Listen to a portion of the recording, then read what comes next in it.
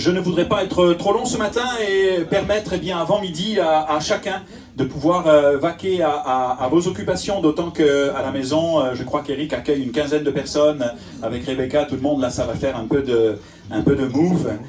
Je voudrais vous inviter à une lecture qui me passionne. C'est dans le livre, elle se trouve dans le livre des Nombres, chapitre 13, verset 17. C'est le fondement du socle de la vision connexion. Nous avons démarré l'église connexion avec ce principe d'un esprit nouveau, d'une mentalité renouvelée, nouvelle, d'un état d'esprit différent.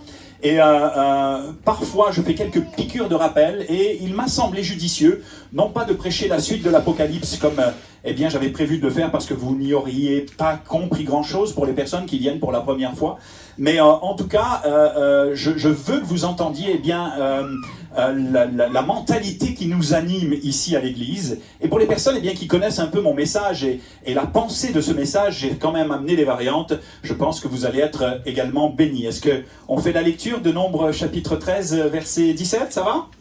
Ouais. Moïse les envoya pour explorer le pays de Canaan, et il leur dit: montez ici par le midi et vous monterez sur la montagne, et vous verrez le pays, ce qu'il est, le peuple, ce qu'il habite, s'il est fort ou faible, s'il est en petit ou en grand nombre, ce qu'est le pays où il habite, s'il est bon ou mauvais, ce que sont les villes où il habite, si elles sont ouvertes, fortifiées, ce qu'est le terrain, s'il est gras ou maigre, s'il y a des arbres ou s'il n'y en a point. Ayez bon courage et prenez les fruits du pays, c'était le temps des premiers raisins. À partir du verset 27 à présent, après avoir exploré Canaan, sous le mandat de l'Éternel qui leur donne prophétiquement le pays, il est écrit: voici ce qu'ils racontèrent à Moïse, donc après avoir exploré Canaan. Nous sommes allés dans le pays où tu nous as envoyés, à la vérité c'est un pays où coule le lait et le miel, et d'ailleurs en voici les fruits. Mais le peuple qui habite ce pays est puissant et les villes sont fortifiées, très grandes. Nous y avons vu les enfants d'Anak. Les Amalécites habitent la contrée du Midi, les Hétiens, les Jébusiens et les Amoréens habitent la montagne. Et les Cananéens habitent près de la mer le long du Jourdain. Caleb, au verset 30, fit taire le peuple qui murmurait contre Moïse et il dit: montons, emparons-nous du pays, nous y serons vainqueurs. Mais les hommes qui étaient allés avec lui dirent: nous ne pouvons pas monter contre ce peuple car il est plus fort que nous. Et ils décrièrent devant les enfants d'Israël le pays qu'ils avaient exploré. Ils dirent: le pays que nous avons parcouru pour l'explorer est un pays qui dévore ses habitants. Tous ceux que nous y avons vus sont des hommes d'une haute taille. Et nous y avons vu les géants. Marc ne savait pas que j'allais prêcher là-dessus ce matin. Nous étions à nos yeux et aux leurs comme des sauterelles. Amen. Alors, je ne sais pas ce que vous traversez dans votre vie, mais au moins vous pourriez convenir d'une chose avec moi. C'est que, à la lumière de ce que nous avons lu, tout le monde ne réagit pas de la même manière, de la même façon, face à l'adversité, comme la maladie, le deuil, l'adultère, le divorce, la dépression, la crise économique, les problèmes de couple, la fin des temps, ou tout simplement face aux diverses épreuves de la vie. Deux personnes confrontées aux mêmes situations peuvent ne pas réagir du tout de la même façon. La preuve nous en est donnée dans le texte que nous avons lu. Après avoir espionné le pays, les Israélites reviennent avec deux constats différents. Deux. Ils ont pourtant, les 12, vu les mêmes choses. Ils ont rencontré les mêmes peuplades, ils ont identifié les mêmes géants. Ils ont fait face aux mêmes défis, mais, écoutez bien, ce qui différencie fondamentalement Josué et Caleb du reste des espions est leur façon de voir et de traiter ce qui semble être pour les autres un problème insurmontable. Nous pourrions dire que d'un côté, il y a un groupe qui a peur, qui se diminue, qui se déprécient. Ils grossissent la situation du point de vue de Dieu. Et ils ont une image d'eux-mêmes et de l'adversaire, des géants, qui n'est pas conforme du tout à la réalité spirituelle, divine et merveilleuse à laquelle ou auquel Dieu les appelle. Nous étions à nos yeux et aux leurs comme des sauterelles. Ils se déprécient et à ce moment-là, on peut constater qu'ils font un véritable complexe d'infériorité. Et d'un autre côté, il y a un tout petit noyau 2 hommes, il n'en faut pas beaucoup, 2 hommes pleins de foi et de passion, qui se fondent sur et se fortifient dans les promesses de Dieu.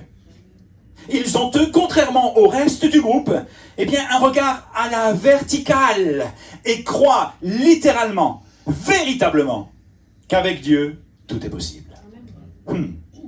En fait, le point que je voudrais vous amener est le suivant. La réaction des espions révèle clairement que ce sont l'adversité et l'épreuve qui différencient et mettent en lumière les personnes qui sont animées d'un esprit différent. Je vais la redire celle-là, ça va? Vous me suivez pour l'instant? Oui. La réaction des espions révèle clairement que ce sont l'adversité et l'épreuve qui différencient et mettent en lumière les personnes qui sont animées d'un esprit différent. Et c'est le titre de mon message, tu es appelé à manifester un état d'esprit différent. Je vais prendre quelques exemples de la Bible en général, pas beaucoup, mais au moins 2-3 qui vont nous permettre de comprendre la pensée de Dieu ce matin. David face à Goliath, vous connaissez toutes et tous. Ce passage face au géant Goliath qui intimide l'armée du Dieu d'Israël, et puis David qui avec un seul caillou va l'abattre alors que l'armée d'Israël était atterré, était apeuré. David, face à Goliath, va se révéler être un leader, un jeune homme, courageux, téméraire, plein de foi et capable de terrasser, comme je le disais, un géant dont l'armée du Dieu d'Israël aura une peur bleue. Je vais lire le passage pour vous. 1 Samuel, chapitre 17, verset 8. Le Philistin s'arrêta et s'adressant aux troupes d'Israël, rangées en bataille, il leur cria. Pourquoi sortez-vous pour vous ranger en bataille? Ne suis-je pas le Philistin et n'êtes pas vous des esclaves de Saül? Choisissez-vous un homme qui descende contre moi, et s'il peut me battre et qu'il me tue, nous vous serons assujettis. Mais si je l'emporte sur lui et que je le tue, vous nous serez assujettis et vous nous servirez. Le Philistin dit encore, je jette en ce jour un défi à l'armée d'Israël. Donnez-moi un homme et nous nous battrons ensemble. Saül et tout Israël entendirent ces paroles du Philistin. Ils furent effrayés et saisis d'une grande crainte. Ils ont peur, mais il y a un homme, un jeune homme, animé d'un esprit différent, qui lui croit que Dieu va lui donner la victoire, et parce qu'il a foi en cela, le Seigneur va lui donner la victoire. Un seul homme, 2 jeunes hommes, une femme, 2 jeunes femmes, cela peut faire une différence extraordinaire. Par la foi. Dans l'évangile de Matthieu, chapitre 14, 22, en proie à une véritable tempête, les disciples vont être paralysés par la peur. Alors que Pierre, lui, va se révéler, être courageux, téméraire et plein de foi, en devenant acteur du miraculeux. Je le lis pour vous, Matthieu 14, 24. La barque, déjà au milieu de la mer, était battue par les flots car le vent était contraire. À la 4e veille de la nuit, Jésus alla vers eux marchant sur la mer, et quand les disciples le virent marcher, je pense qu'ils ont eu une réaction quand même, somme toute, assez normale. Ils furent troublés et dirent, c'est un fantôme. Et dans leur frayeur, ils poussèrent des cris. Et Jésus leur dit aussitôt, rassurez-vous, c'est moi, n'ayez pas peur. Et Pierre lui répondit, Seigneur, si c'est toi, ordonne que j'aille vers toi sur les eaux. Et il dit, viens. Pierre sortit de la barque et marcha sur les eaux pour aller vers Jésus. Et là encore, nous avons un bel exemple de quelqu'un qui est animé d'un esprit différent et qui, lui, va prendre des risques par la foi, devenir acteur du miraculeux et faire quelque chose que jamais plus personne n'a fait jusqu'à aujourd'hui. Marcher sur les eaux amères, peut-être de son épreuve, comme tu es appelé à le faire. Confronter tes géants, prendre des risques, marcher par la foi et accomplir ce que Dieu t'appelle à accomplir. N'aie pas peur, te dit Jésus. Tu es capable, parce que si Dieu est avec toi, alors qui sera contre toi? Je voudrais vous proposer qu'il y a plusieurs facteurs communs qui relient nos 3 textes. Et si l'on observe d'un peu plus près ce qui s'est réellement passé, nous nous apercevons que Josué, Caleb, David, Pierre et pour ne citer que, parce qu'il y en a beaucoup d'autres dans la Bible, ont manifesté les caractéristiques types de ce que la Bible appelle être animé d'un esprit différent. Parce qu'ils n'avaient pas les mêmes discours intérieurs que les autres. Qu'ils voyaient les choses, écoutez bien, sous l'angle des possibilités, qu'ils se sont fortifiés dans les promesses et qu'ils ont fait totalement confiance au Seigneur, parce qu'ils ne se sont pas fiez aux apparences, laissés terrasser par la peur, l'anxiété, l'angoisse ou ce qu'ils voyaient au demeurant et qu'ils ont persévéré dans la foi, eh bien c'est de leur exemple ce matin dont je me sers et dont nous nous servons pour fortifier notre foi, pour fortifier votre foi aujourd'hui. Vous savez, j'ai voyagé beaucoup ces dernières années, 20 à 30 ans de voyage, et j'ai expérimenté tellement de choses, rencontré tellement de pasteurs, rencontré tellement d'hommes et de femmes de Dieu, qu'il y en a un qui m'a marqué. Je vous en avais parlé il y a quelques temps. Un couple de missionnaires, ils sont deux donc, pasteurs et leaders de leur église, Louise et Michel Charbonneau, en Haïti. Est-ce que vous vous souvenez de ce témoignage que je vous ai communiqué en Haïti à peu près? Ils se sont révélés, ces deux personnes-là, ce couple-là, eh bien, lors du soulèvement du pays en 2004, être vraiment courageux, téméraires, persévérants, patients et pleins de foi. Ils étaient animés d'un esprit différent. Et alors que tout le monde, pasteurs et organisations religieuses à l'époque, quittaient le pays parce que c'était vraiment terrible, ils risquaient eh bien, de se faire tuer, eux sont restés. Et il m'a regardé un jour et il m'a dit, tu sais Philippe, le capitaine du navire n'abandonne pas son navire, le berger n'abandonne pas ses brebis. Ça a été un modèle pour moi, un exemple extraordinaire de ténacité, de courage. Et Haïti, là, je vous le dis, là, c'est un coupe-gorge. Quand il venait me chercher en voiture avec toutes les précautions qu'il fallait. Il ne passait jamais par les mêmes chemins parce qu'on risquait de se faire suivre et éventuellement eh bien, détrousser en cours de route. Ça existe et je me rappelle que le gars là, à un moment donné, on était toute une équipe de jeunes étudiants bibliques. C'était pas forcément eh bien, notre truc d'être en Haïti, mais on allait en mission pour repeindre un peu les bancs et puis surtout pour prier et permettre que ces jeunes eh bien, puissent goûter combien Dieu est bon. Et à un moment donné, on entend dehors là, PAN! C'était les gars là qui tiraient, là, les jeunes de la rue qui tiraient pour savoir s'il y avait quelqu'un dans la maison. Et on voit notre ami missionnaire qui a fait l'Afrique aussi sortir en djellaba avec sa carabine et puis il sort et PAN! PAN! Là il répond aux gars qui voulaient peut-être éventuellement rentrer. Oh, pam, pam, pam, pam. Et là, nous, on était là, Seigneur, garde-nous.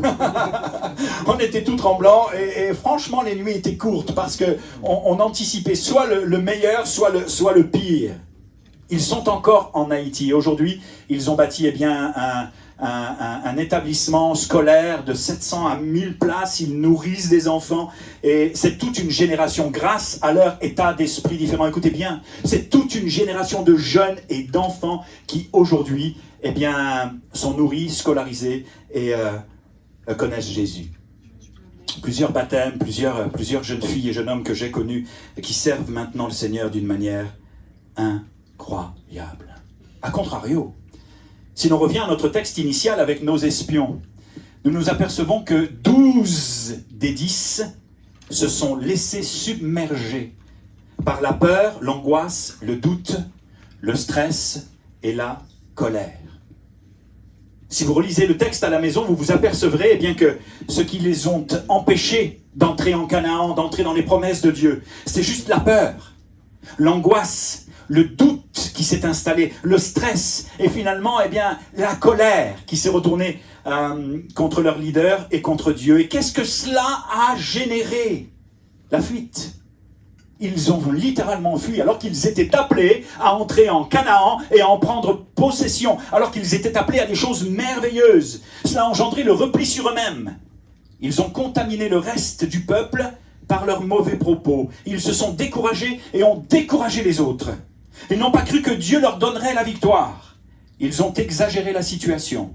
Ils sont tombés dans le murmure et la critique. Ils ont perdu littéralement la vision du royaume de Dieu. Ils ont déclaré la défaite, imaginez-vous. Ils ont déclaré la défaite avant même d'imaginer entrer en Canaan. Avant même d'imaginer affronter leurs géants. Les géants que tu es appelé à affronter également dans ta vie, puisqu'il en était question, eh bien avec Marc ce matin.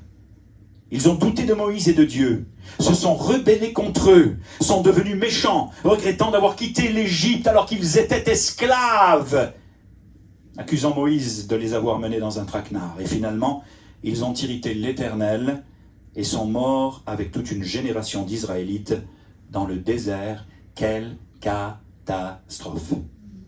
Alors qu'ils étaient sur le point de vivre quelque chose de miraculeux, de merveilleux. Ils ont tout perdu, Pour une raison bien simple, écoutez-moi. Ils ont tout perdu parce que les pensées de leur cœur étaient perverties. En fait, comme le dit Proverbe, chapitre 23, verset 7, ils étaient tels qu'étaient les pensées de leur âme. Ils étaient tels qu'étaient les pensées de leur âme. Alors avant d'aller un tout petit peu plus loin dans le domaine de la caractéristique d'un esprit différent et du domaine de la pensée, si vous me suivez, vous savez ce vers quoi je m'en vais maintenant, je vais vous proposer quelque chose. Tournez-vous d'abord vers la personne de gauche. Vous avez une personne à votre gauche? Tournez-vous vers la personne de gauche et dites-lui: si tu veux entrer dans les promesses de Dieu, alors change ta manière de penser. À gauche. Si tu veux entrer dans les promesses de Dieu, alors change ta manière de penser. Ta personne à gauche. Elle est partie. Peut-être qu'elle connaissait le message, elle n'avait pas envie que... Vers la personne de droite à présent, si tu n'as personne à droite, tu peux choisir qui tu veux. Vers la personne de droite à présent, si tu veux entrer victorieux dans l'éternité, alors change de mentalité. Si tu veux entrer victorieux dans l'éternité, alors change de mentalité. Amen.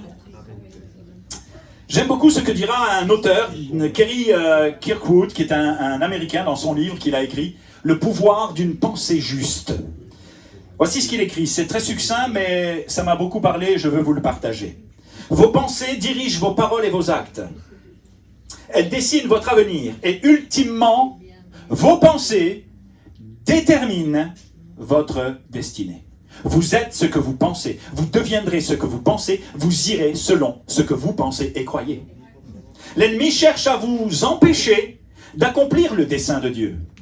De toutes sortes de manières. Vous faisant croire même que Dieu n'existe pas et que Jésus n'est qu'une fable, qu'il n'est pas son fils, ou qu'il n'est pas venu sur terre, qu'il n'est pas mort pour nos péchés, qu'il n'est pas ressuscité, et que rien ne peut rien pour vous que vous-même, comptant sur vos propres forces. Ça, c'est un mensonge, issu directement des pensées, et la pensée, nourrissant le cœur, va s'en suivre une action, va s'en suivre toute une sorte de mise en situation qui vont caractériser une vie typique de ce que la personne pense. L'ennemi cherche, quand je parle d'ennemi, c'est bien sûr le diable. La Bible en parle de manière très très claire. Cherche à vous empêcher d'accomplir le dessein de Dieu pour votre vie en mitraillant votre esprit de doutes et de mensonges. Cessez, écrit-il, d'entrer dans son jeu. Mettez vos pensées en adéquation avec celles de Dieu et laissez le Saint-Esprit modeler prophétiquement vos pensées afin d'amener votre intelligence sous son influence divine. Il y a un passage de l'Écriture qui me passionne profondément et que j'aime commenter, c'est celui de Romains 12.2, que vous connaissez pour certains croyants, qui traite du renouvellement des pensées. Mais avant de m'y attarder, je voudrais faire un petit break, je vais ouvrir une petite parenthèse et faire un point sur les dernières découvertes scientifiques relatives au cerveau et à la pensée. Vous me suivez toujours? Ça va? On y va. Saviez-vous que selon les chercheurs, 75% des maladies proviennent directement de nos pensées? Ok, tournez-vous vers la personne de votre gauche et dites-lui: si tu veux entrer dans les promesses de Dieu, alors change ta manière de penser.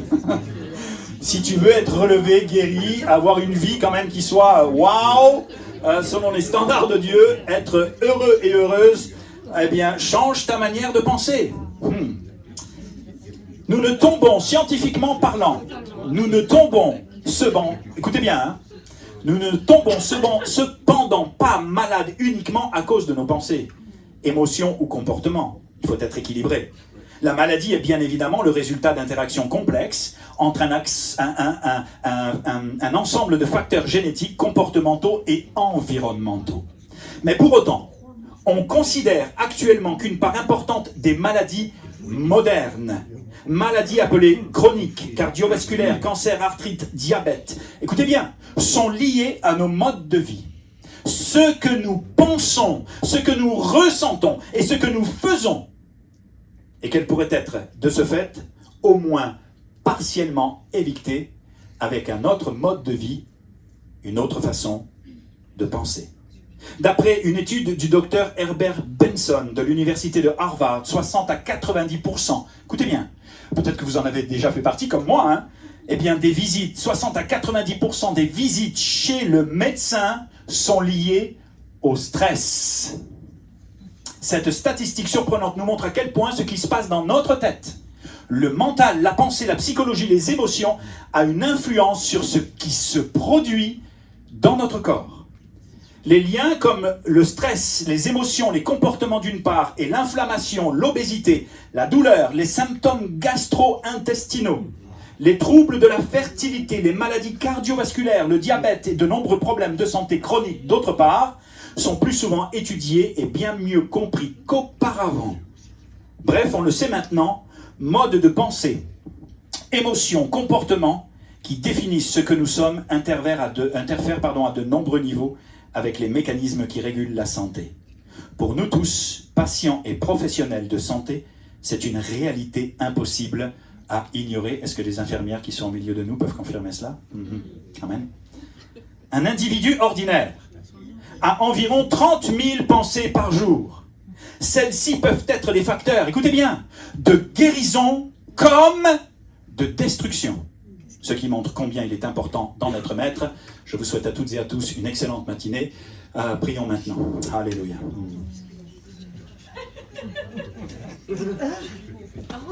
Et là, vous êtes choqués, hein? Vous êtes choqués. Parce que là, si le pasteur il nous laisse avec ce constat... Oh on a bien fait de venir à l'église ce matin. C'était cool la présentation de Gabriel, mais lui là, un peu zinzin. Non. Hey, 30 000 pensées par jour pour un individu normal. Celles-ci peuvent être des facteurs de guérison comme de destruction. Saviez-vous que bien avant le temps, dans le livre des Proverbes, au chapitre 17 et au verset 22, il était, pour toi ce matin, déjà écrit ceci. Un cœur joyeux peut guérir une maladie. Des pensées joyeuses peuvent guérir littéralement un corps malade, un esprit malade. Mais la tristesse, c'est écrit, mais la tristesse fait perdre les forces, ou dans une autre version, dessèche les os. Wow. Un cœur joyeux peut guérir une maladie, mais la tristesse fait perdre les forces, ou dessèche les os. J'ai voulu mon message le plus simple possible pour les personnes qui viennent pour la première fois, que ça soit atteignable. Dans ce que je vais dire, c'est facile à saisir et c'est facile à mettre en pratique. Je voudrais vous proposer ce matin donc, eh bien, par rapport à cela, que la lecture de la Bible peut s'avérer être un manuel de bien-être extraordinaire. La lecture des Écritures, la lecture de la parole de Dieu pour toi.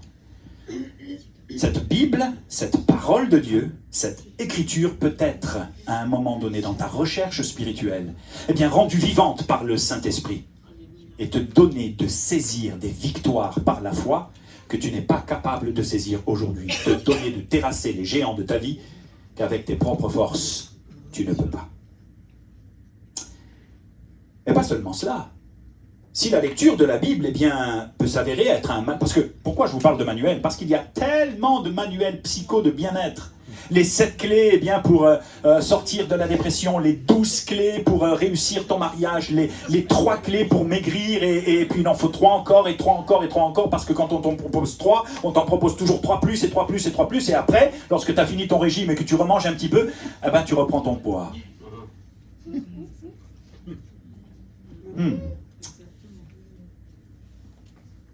La foi et la prière.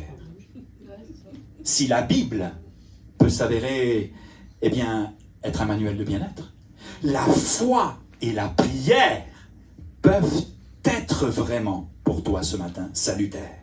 D'un point de vue scientifique, ceux qui prient, écoutez bien, vivent plus longtemps que la moyenne. Et d'un point de vue psychologique et biblique, ceux qui pensent différemment, ceux qui sont animés d'un esprit différent, ont un impact dans la vie des gens et une influence plus significative que la moyenne. Ils se révèlent face à l'adversité, aux épreuves, à toutes les galères qui peuvent survenir dans leur vie, être des hommes et des femmes, des leaders courageux, téméraires, pleins de foi, dont on aime s'inspirer et suivre l'exemple, comme Moïse, Josué ou l'apôtre Paul. Ce sont des gens, j'en cite que quelques-uns parce qu'il y en a plein dans la Bible, ce sont des gens qui, en plus de cela, sont en bonne santé. Alors mon ami, si tu vas pas bien, si ton couple vacille, bat de l'aile, si tu as pris du poids, que tu es stressé, écoute, embarque avec Jésus.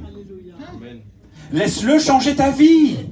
Laisse-le transformer ton cœur, laisse-le te convaincre qu'il est la résurrection et la vie, qu'il a les paroles de la vie éternelle et que lui seul peut faire quelque chose pour toi, alors que cela fait tellement d'années que tu espères un changement dans la vie de ton époux, de ton épouse, dans ta propre vie. Viens à Jésus. Jésus dira, venez à moi, vous tous qui êtes fatigués et chargés, et je vous donnerai quoi? Du repos. Hey, non seulement là, ce sont des gens, là, ceux qui sont animés d'un esprit différent, qu'on aime suivre, qu'on aime écouter, des leaders passionnés, passionnants, et on va à leur suite. Moi, j'en ai connu un, c'est le pasteur Claude Wood, et ça sera mon leader, ça sera mon pasteur jusqu'à ce que je meure, et dans l'éternité également, ça sera Jésus d'abord, mais Claude Wood certainement ensuite, parce que je l'aime tellement, j'aime tellement son focus, sa mentalité, son esprit différent. Waouh! Combien j'aimerais lui ressembler. Je veux ressembler à Jésus, bien sûr, ne nous méprenons pas, mais combien j'aimerais ressembler à cet homme qui, aujourd'hui, 30 ans plus tard dans son ministère, a accompli des choses extraordinaires. Vous irez, pour les curieux, sur Église Nouvelle Vie, Québec, et vous verrez, de quoi je parle. Mais j'étais à Nice, ce week-end, et j'ai vu une petite mamie de 99 ans. Oh, vous savez quoi, quand elle vous serre la main, elle vous la brise. Incroyable. Elle me fait mal, elle me prend la main, puis « Oh mon frère, je suis tellement contente de te voir, c'est merveilleux !» Et puis, une petite mamie pleine de vie, pleine de foi, mais c'est pas la seule. Notre ancien pasteur qui a 87 ans et qui traverse une maladie en ce moment-là, qui s'est déclaré dans sa vie, est toujours plein de foi, et il appelle les gens pour leur dire qu'il les aime, et waouh, quel bon berger, c'est ça l'Église! C'est ça la vie avec Jésus. Tu n'as pas fini d'être étonné, d'être béni, d'être encouragé, d'être fortifié. Mais j'ai envie de vous poser une question ce matin. Et vous? Où en êtes-vous avec vos pensées aujourd'hui? Pas facile. Quand elles s'agitent en foule, et qu'elles nous procurent toutes sortes d'émotions jusqu'à nous aveugler, nous empêcher de connaître Jésus davantage. Comment réagissez-vous face à l'adversité? Est-ce que vous fuyez ou est-ce que vous confrontez? Est-ce que vous affrontez le problème? Notez bien ceci. Le problème n'est pas le problème. Le problème est la façon dont tu penses le problème est la façon dont tu vois le problème. Le géant n'est pas le géant. Le problème avec le géant, c'est la façon dont tu vois le géant. Est-ce que toi aussi tu te laisses submerger par la peur, par l'angoisse, par l'anxiété, par le doute et la colère, comme nos espions qui ont manqué de rentrer en Canaan et de vivre des promesses extraordinaires comme Josué et Caleb l'ont fait, peut-être 40 ans plus tard avec une autre génération. Mais en tout cas, moi ce que je note, c'est que ces hommes, ces deux jeunes hommes, animés d'un esprit différent, ont fait entrer toute une génération dans les promesses. Mon ami, c'est pas en continuant ainsi que tu feras entrer tes enfants dans les promesses, mais c'est en faisant confiance à celui qui peut changer ta vie, renouveler tes pensées, transformer ton cœur. L'influence que tu vas avoir sur tes enfants n'a pas de prix sur ce que Dieu veut te donner de vivre aujourd'hui. Qu'est-ce que vous pensez de vous?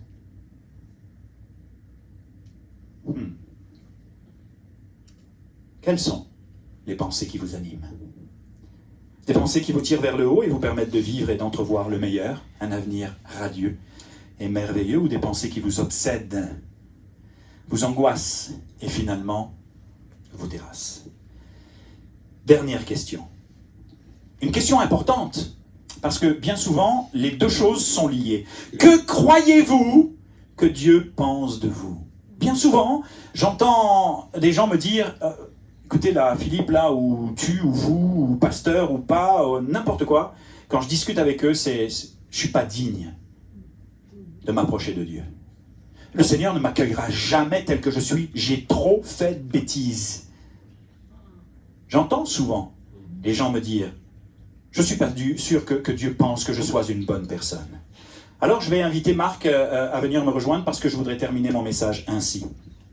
Voici ce que nous dit, et c'est une parole pour toi ce matin, elle est tellement puissante, en tout cas moi elle m'a tellement béni, que je veux te la partager. Jérémie 29, 11, vous la connaissez toutes et tous.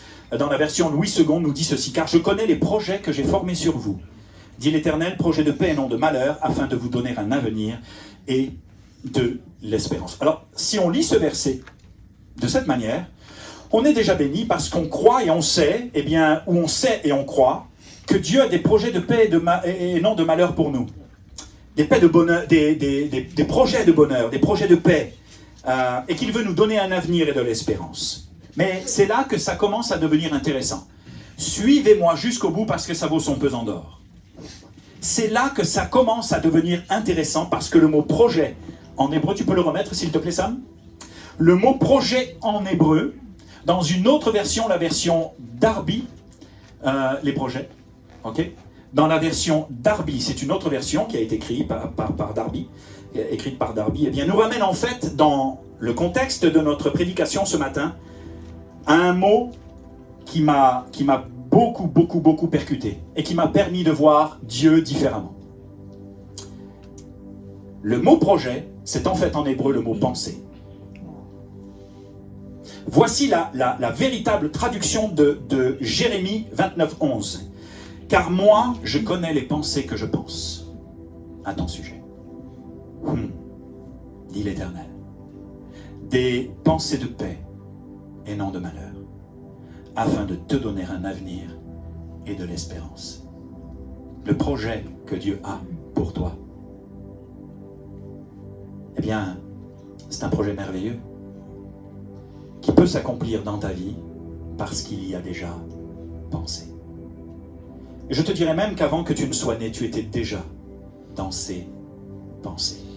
Et tu as besoin, eh bien, ce matin, de comprendre, de réaliser et d'accepter ce qu'il pense à ton sujet, afin que des fleuves d'amour, des fleuves d'eau vive, des changements et des transformations puissent s'opérer à partir de cette réalité et à partir de cette vérité pour toi, qui que tu sois.